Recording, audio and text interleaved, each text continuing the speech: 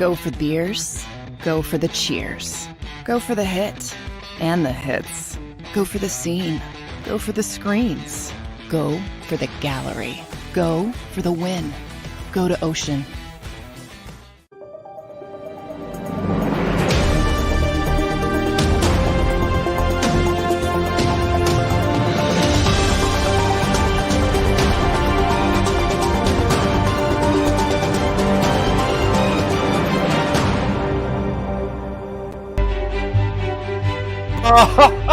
Oh, man. The Mets suck. Like, it is scientifically proven that the Mets suck. They really, really suck. Oh, my goodness gracious.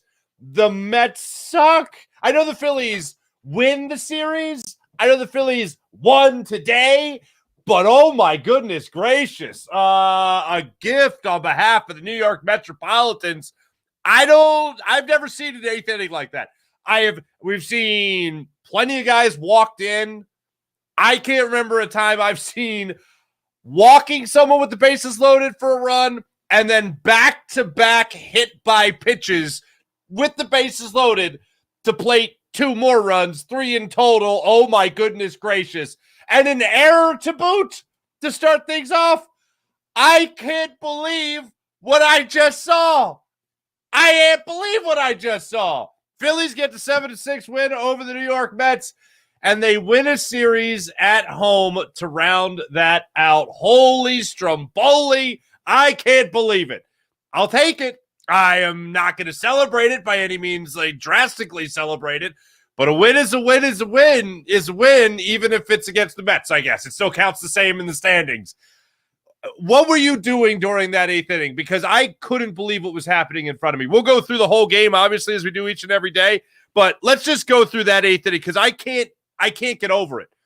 That was the most metting I have ever seen in one inning, and I've seen a lot of metting in my day, especially recently with the way the New York Mets have been playing. But Harper leads it off with the walk. All right, this is great. Harper leads it off with the walk. Realmuto gets the single. Runner on first and second, nobody out. Then you have Bryson Sacco up there. He gets a walk. So now you have the bases loaded with no outs. Alec Boehm hits a double play ball. You figure they're going to get they'll get 1 run out of this. Then there'll be 2 outs. Then maybe the Phillies can have a 9th inning rally, But he hits the double play ball, and it's not even a single play ball. It's not even 1 out. The Mets can't handle it. And, of course, they walk another run home. That run scores on that play. And then 3 more runs score on a bases loaded walk, a bases loaded hit by a pitch, and another bases loaded hit by a pitch. I can't believe 7 runs the Phillies get today on 7 hits. They have been awarded runs in this series against the Mets. First game 1, they get awarded. Kyle Schwarber pops it up. They drop it. They can't do anything with it. They were awarded runs in Arizona. They were awarded runs in Oakland. They weren't really awarded much against the Braves, unfortunately. But then against this Mets team, they get just given runs. They just get given runs. And I'm fine with it. I'll tell you my stance. I feel great. I was honestly, as this game was going on, especially after Alonso hit that home run, and it was 6-3, I was like, are you seriously going to go 6-7? Are you seriously going to go 6-7 on a West Coast trip? Are you seriously going to take 3 out of 4 from the Diamondbacks? Are you seriously going to sweep the A's, which you're supposed to, and they did, and then come home to lose? What would have been 4 games out of 6 at home? 2 to the Braves, 2 to the Mets. Are you serious? That's what you're going to do when you return home? And then the 8th inning. That's why, every long-term baseball announcer, whether it's Vin Scully, whether it's Harry Kalas, that's why you come to the ballpark, because every day you could see something that you never see before. And in my case, that's why you turn on the game. You could see something that you've never seen before, and I have never seen an 8th inning that matched what the Mets did in that bottom of the 8th inning at Citizens Bank Park tonight. Absolutely incredible. They imploded. They absolutely imploded. And the Phillies are right there to take advantage of it. And you know what? You create your own luck in a lot of these situations. And let's face it, right? It's a one-run ball game, okay? It shouldn't have been that close, but it was that close. But it's a one-run ball game.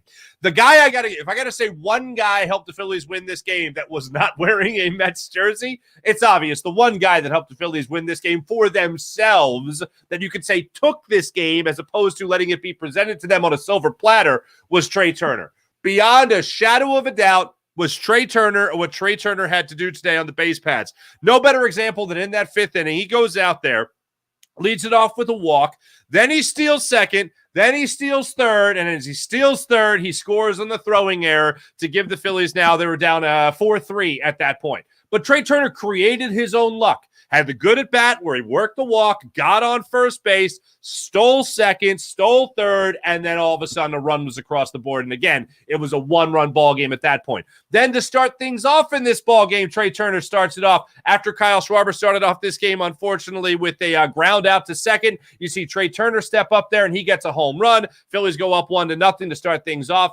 Great to see that from Trey Turner. A great day for him. 3 RBIs for Trey Turner. Stolen bases. And it makes you think about what he could do normally if he gets on base, the clip he's been getting on base normally.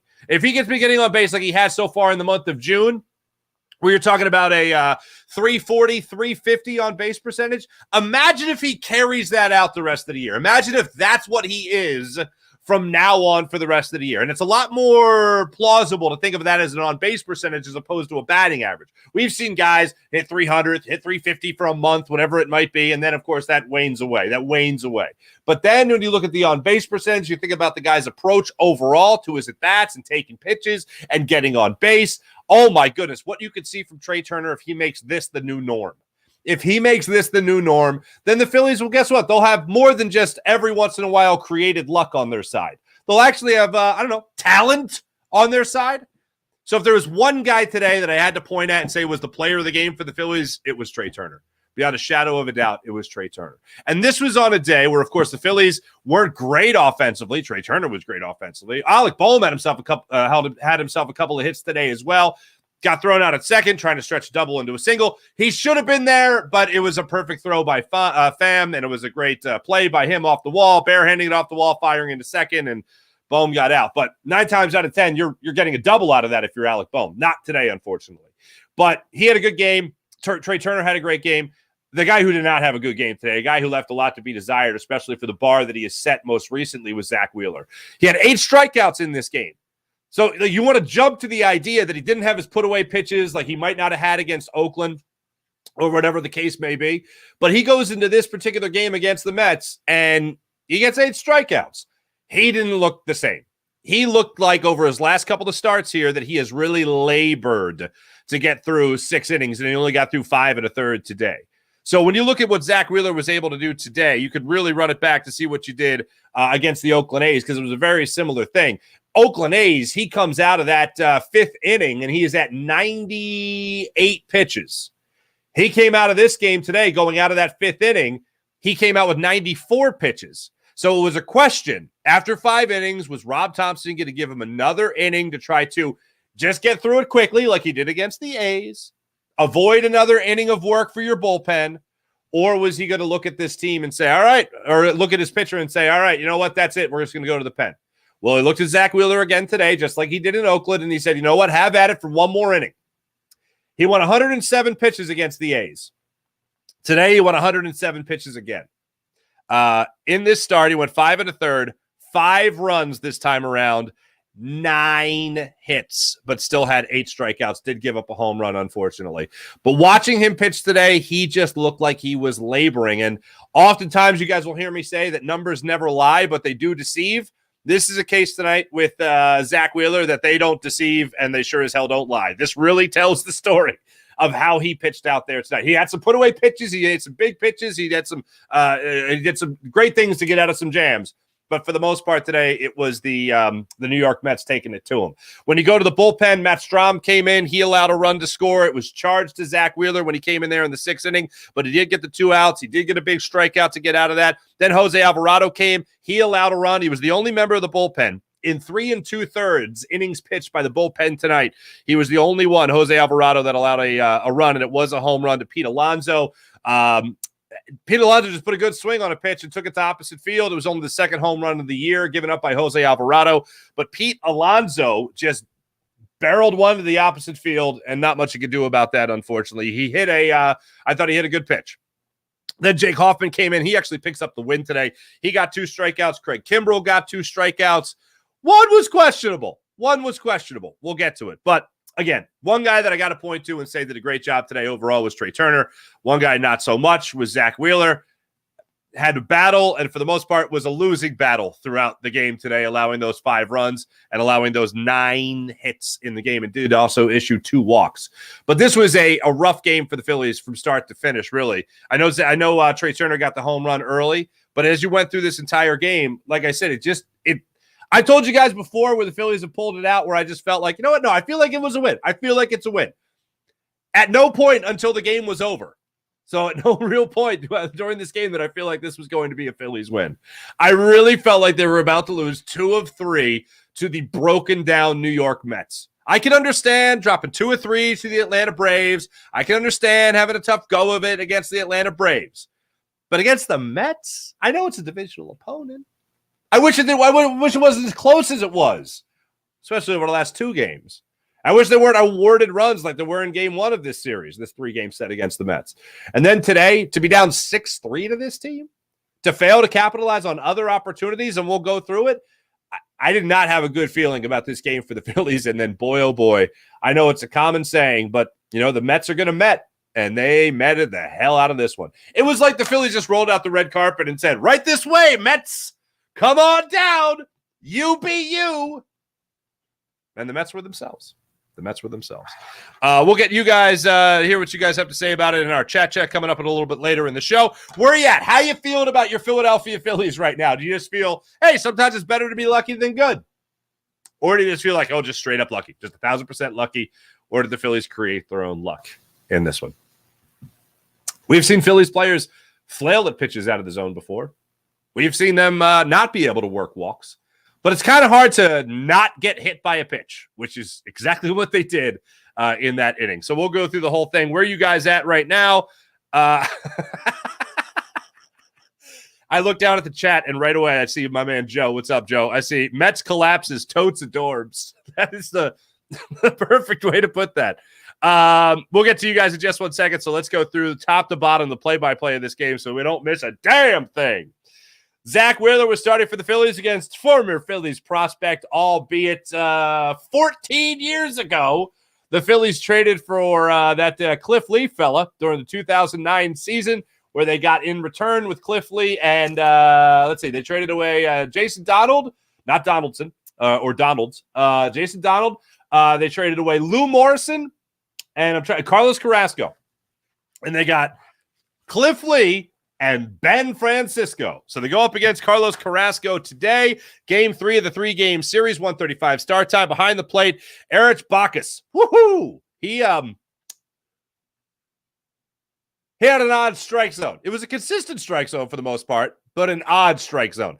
I was waiting on multiple pitches, especially in that 8th inning. Those pitches that were definitely low, below the box substantially. I was just waiting for the old yay, and it never came. So he did a good job there. That was consistent, but like I said, an odd strike zone. Nimmo starts things off by popping out to shortstop to start things off against Zach Wheeler, a 4-pitch at bat. Marte got a single. Lindor then flies out to left field. Alonso steps up to the plate, and he grounds into the fielder's choice 5-4 out. It was a 15-pitch first inning for Zach Wheeler. Marte also was nearly picked off, and then it was reversed. The Mets challenged it, and it turns out he was safe, but all for naught as Alonso grounded into the 5-4 fielder's choice put out. Again, a 15-pitch inning for Zach Wheeler to start things off. Then in the first inning, the big swing came from Trey Turner, as I mentioned. Got a 93-mile-per-hour high fastball in the zone, and he just took care of business to dead center field. It's a beautiful thing. Castellanos then struck out. Harper popped out to, or grounded out to first base. Schwarber led things off by grounding out to second. 1-0 Phillies after the first inning. Then Vogelback steps up at the top of the second inning. He strikes out on a slider. Pham strikes out on a sweeper. McNeil lines out to first base. Or excuse me, to I scored it L1, of course. Liner, a comebacker there to Zach Wheeler that almost took his hand off. Zach Wheeler puts up his hand and fortunately just gloved it. It somehow, he wanted to put his hand up to block it originally. Didn't hit his hand, fortunately. Would have been his pitching hand. And he gloves it. They get out of the inning there. Bottom of the second inning, Real Muto, who just struggled galore going into this game. He strikes out looking on an inside fastball. Then Stock goes up there, grounds out to second. Bohm then gets a double, which was great to see that from Alec Bohm. Then Marsh goes out there and he grounds out to second base. An 8-pitch at bat right there. Carlos Carrasco, though, through 2 pitches, was at 35. After 2 innings, was at 35 pitches already. So the Phillies making him work. Go into that third inning, the Phillies and Zach Wheeler run into some trouble. Beatty goes up there, gets the infield second to shortstop. There was a great play by Trey Turner to get there in the hole, and unfortunately just couldn't make the throw to first. So Beatty leads off with an infield single. Then Narvaez goes up there. He gets the single to right field. First and third, nobody out. Nimmo pops out to first base in foul territory. Then Marte gets hit by a pitch off the handle of the bat.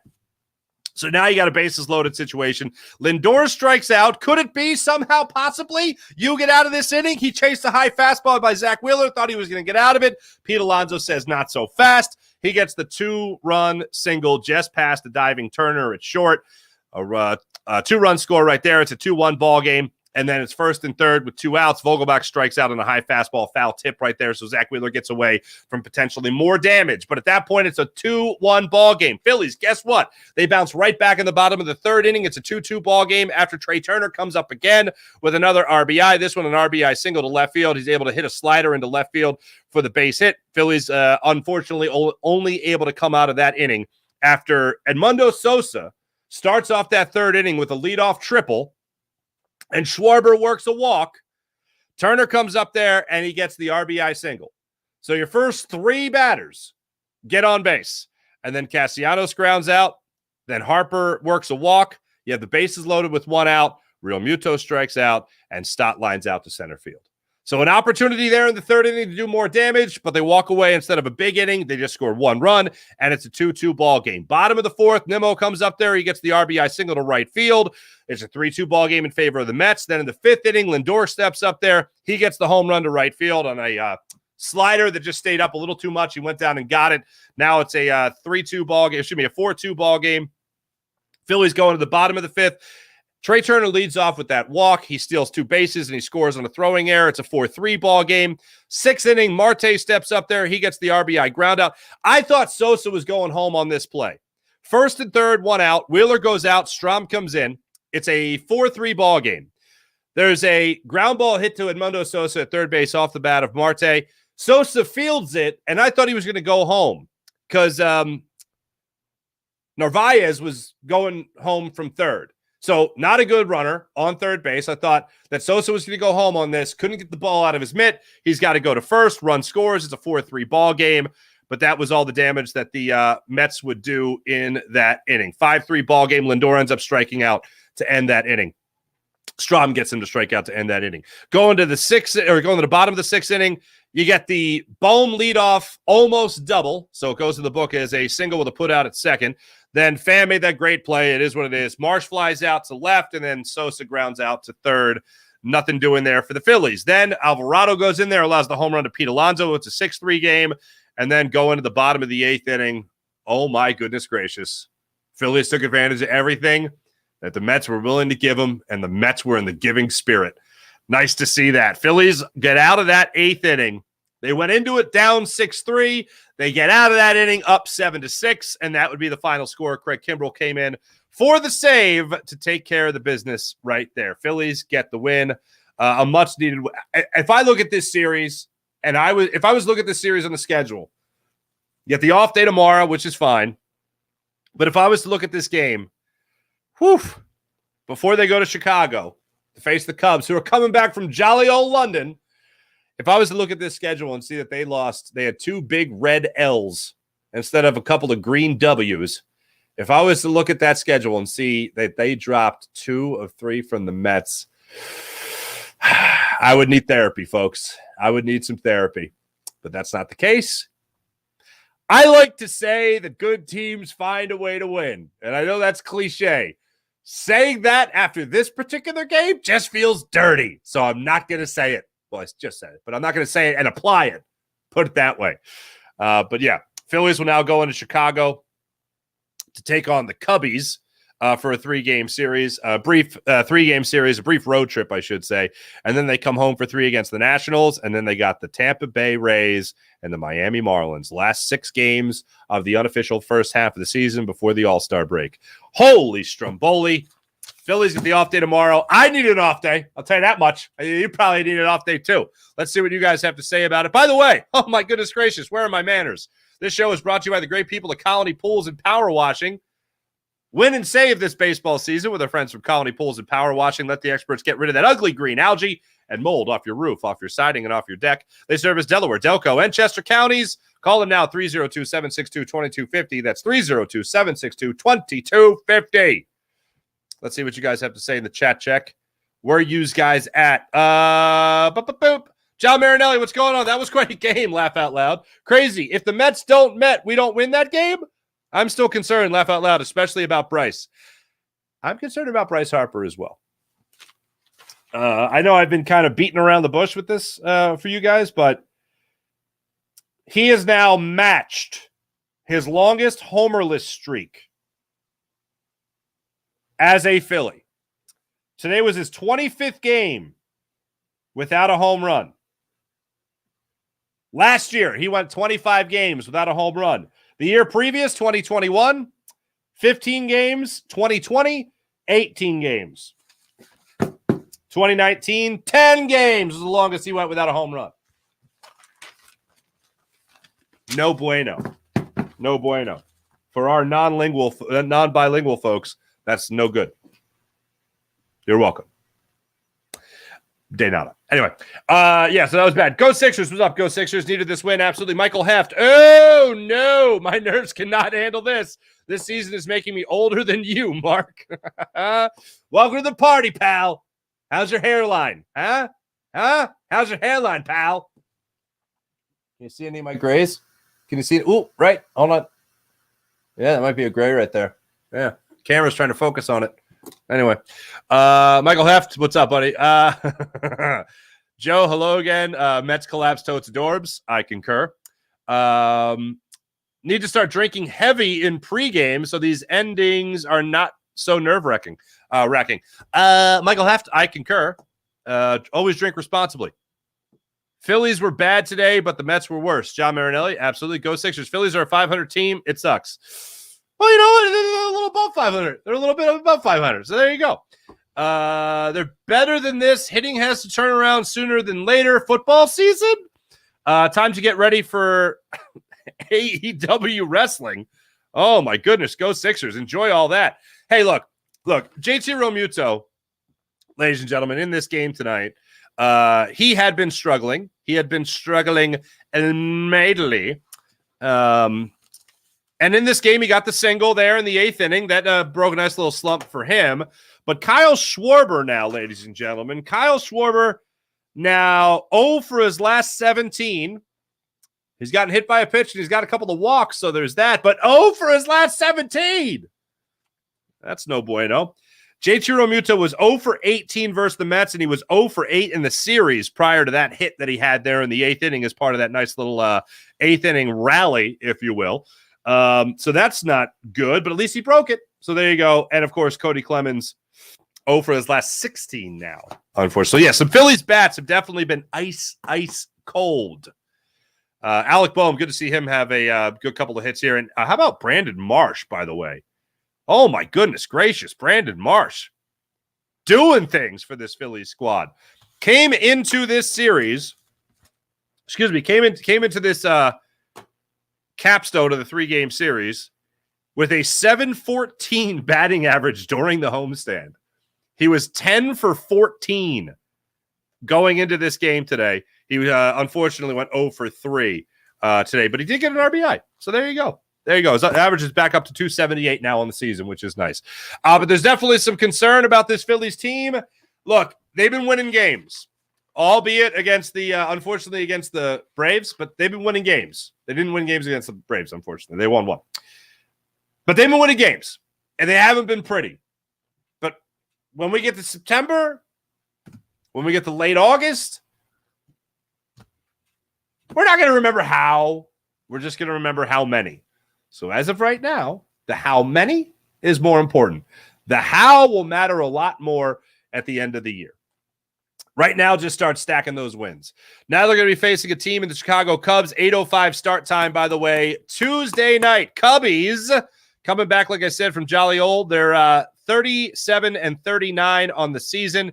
It looks like in that game, Jameson Taillon will get the start, the right-handed pitcher against Ranger Suarez. Taillon is 2-5 on the season with a 6.71 ERA. Ranger Suarez, we know what he's been doing lately. 2-1 on the season with a 3.50 ERA. So we'll cross that bridge when we get to it, which will come up on Tuesday night. Until then, have a wonderful rest of your Sunday night. Have a beautiful Monday. I'm going golfing. Hope you guys enjoy yourselves. But before that, I'll be back with you guys right here on the JAKIB Media YouTube channel tomorrow morning at 6 a.m., as well as the Farzy Show YouTube channel at 6 a.m. for the Farzy Show. Live at 6 a.m., 6 to 7, Monday through Friday. So I'll see you guys then. Alex Schmidt produced the program, did a wonderful job as per usual. This show is brought to you by Colony Pools and Power Washing. Win and save big this baseball season from our friends at Colony Pools and Power Washing. And let them bring your summer, or rather bring your home back to life for the summer of 2023.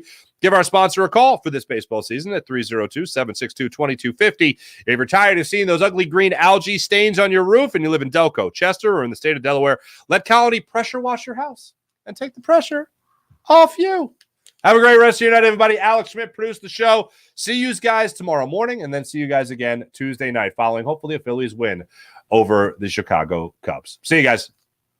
Do you stream on a Roku, Fire Stick, Google TV, or Apple TV? Now you can watch 6ABC 24/7 with the 6ABC Philadelphia streaming app. And the big story on Action News. Search 6ABC Philadelphia and start streaming today. Go to get your game on. Go for the beers. Go for the cheers. Go for the hit and the hits. Go for the stakes and the stakes. Go to get your parlay on. Go to get your party on. Go for the scene. Go for the screens. Go for the gallery. Go for the win. Go to Ocean. Visit theoceanac.com to plan your visit. The greatest fans on earth. It's a bold statement, but would you expect anything less from Philadelphia? 58 years of heartache creates a toughness, a grit, a resolve not found in most. Sure, our prayers were answered, but now that we've had a taste, we're looking for more.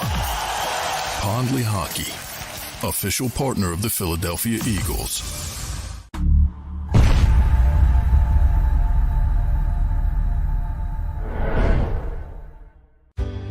Go passionately. Go fearlessly. Go confidently. Go Birds! Go confidently towards your goals with First Trust, Philly's hometown bank for nearly 90 years, and the official bank of the Philadelphia Eagles. We're focused on getting you over the goal line. So go with conviction. Go with trust. Go Birds! And go forward with us by your side. First Trust Bank, the official bank of Philadelphia dreams. Oh, and go Birds. This is Governor Ed Rendell urging you to vote for my friend Judge Pat Dugan for Superior Court. I appointed Judge Dugan in 2007 to the Philadelphia Municipal Court, where he now serves as its president judge. Pat is a proud Army veteran of 23 years. He served 2 tours in Iraq and Afghanistan. He's also recommended by the Philadelphia Bar Association. But most importantly, he bleeds Eagles green and hates those Dallas Cowboys. So get out and vote for number 3, Judge Pat Dugan for Superior Court. Paid for by Dugan 2023.